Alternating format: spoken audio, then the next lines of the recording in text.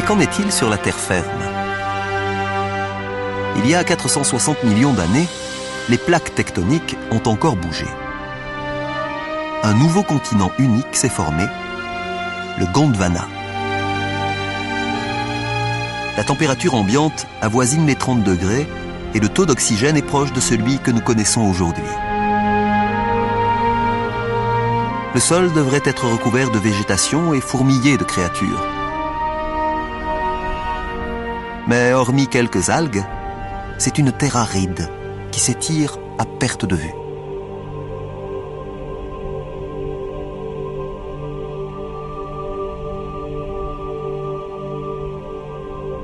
Il ne peut y avoir qu'un seul responsable, le Soleil.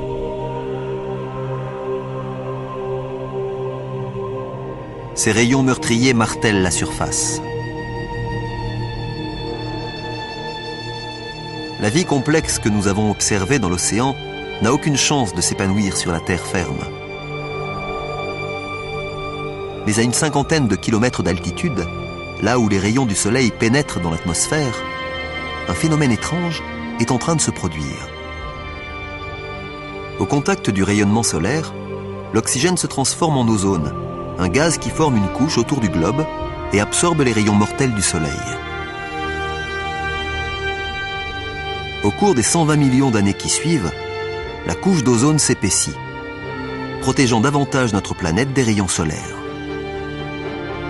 Sans cette couche salutaire, la vie n'existerait pas à la surface de la Terre.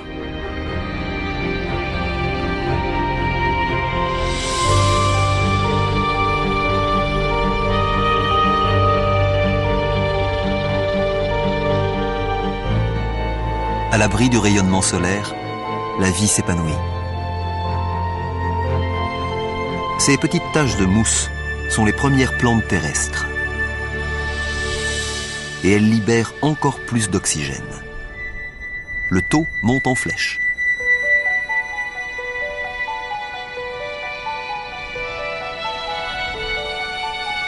Nous sommes il y a 375 millions d'années.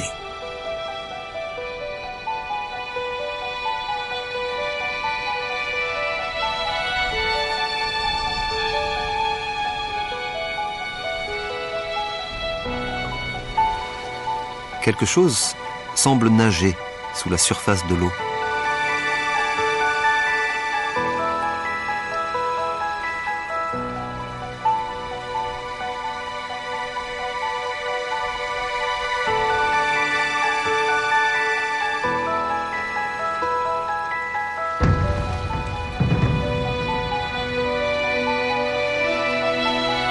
C'est un poisson étrange, un tiktaalik.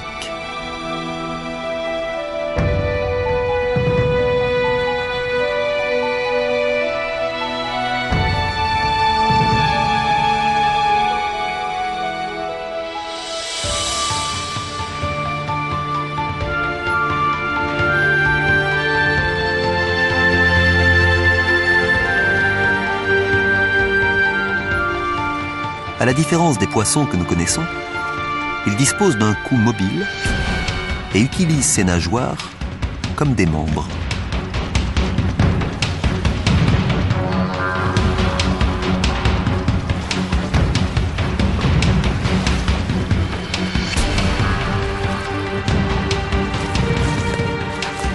Cette créature est capable de se mouvoir hors de l'eau, là où la végétation est en pleine expansion. Ces animaux appartiennent à la catégorie des tétrapodes. Au cours des 15 millions d'années qui suivent, ils développent des membres plus robustes, passent davantage de temps hors de l'eau et finissent par coloniser la Terre. C'est à partir de créatures comme celle-ci que tous les vertébrés à 4 membres vont se développer. Les dinosaures, les oiseaux, les mammifères et enfin, l'homme.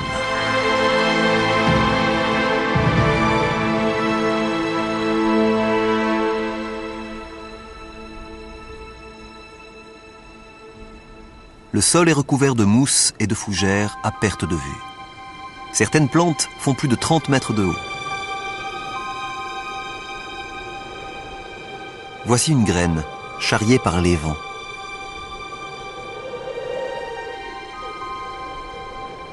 Jusqu'alors, les plantes se reproduisaient à l'aide de spores, des particules monocellulaires qui nécessitent beaucoup d'eau pour croître et survivre. Mais cette graine est à des kilomètres de tout point d'eau. Elle doit disposer de ses propres réserves pour se développer. À la différence des spores, elle peut survivre durant des mois, voire des années, sans eau ni nourriture.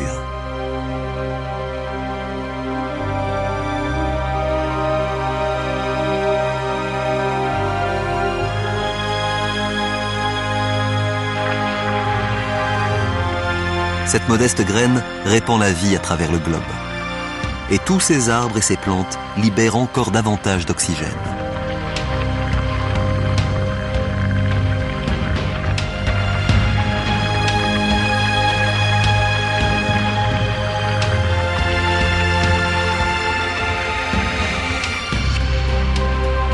Nous pourrions respirer l'air qui circule.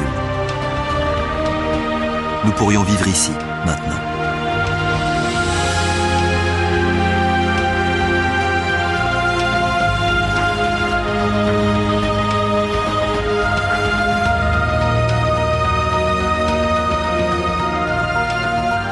Nous avons accompli un long trajet, depuis une boule de poussière et de roches incandescentes jusqu'à cette planète bleue et verte, grouillant de vie.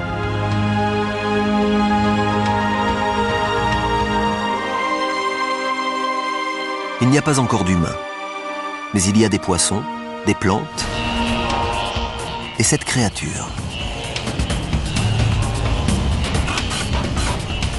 Une libellule. Une libellule de la taille d'un aigle. Cette géante s'appelle Méganeura.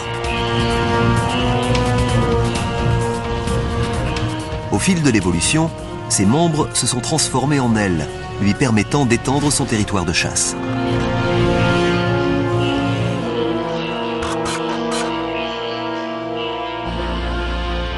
Il y a des mille-pattes, des araignées et toutes sortes d'insectes. Ces créatures, des arthropodes, sont parmi les premières à avoir colonisé la terre ferme il y a 400 millions d'années. Elles sont très semblables aux insectes que nous connaissons aujourd'hui. À une différence près, elles sont gigantesques.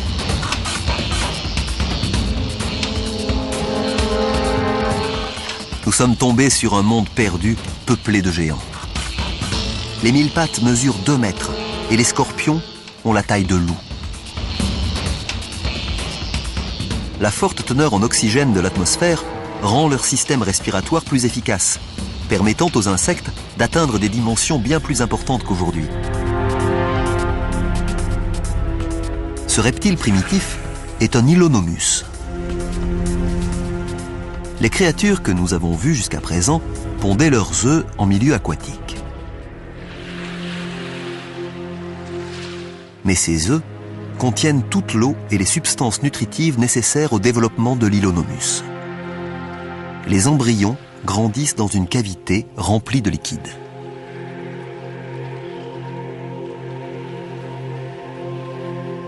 L'œuf constitue une avancée décisive dans le cycle de l'évolution.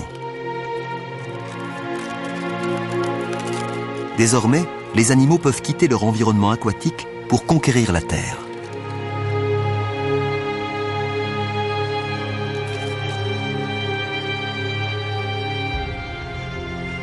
Ce bébé Hylonomus va ouvrir la voie.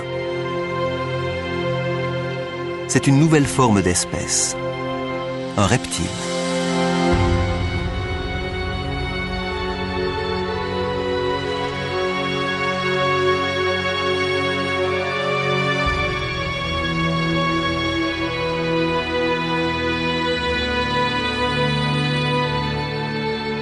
La vie débouche inévitablement sur la mort. D'énormes quantités de matière végétale s'accumulent sur le sol et se décomposent pour former des couches denses et humides. Au terme de dizaines de millions d'années, la roche viendra recouvrir ses couches. Sous l'effet combiné de la chaleur du noyau de la Terre et de la pression des roches en surface, le lit de plantes mortes se transforme en veine de charbon. Aujourd'hui, chaque morceau de charbon que nous consumons pour chauffer nos maisons et alimenter nos centrales électriques est constitué de végétaux morts il y a 300 millions d'années.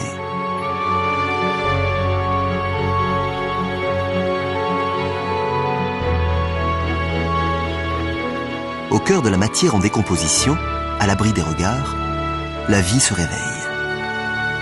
Bientôt, les graines germeront, les plantes pousseront et ces sols renaîtront de leurs cendres. La vie semble avoir conquis la planète.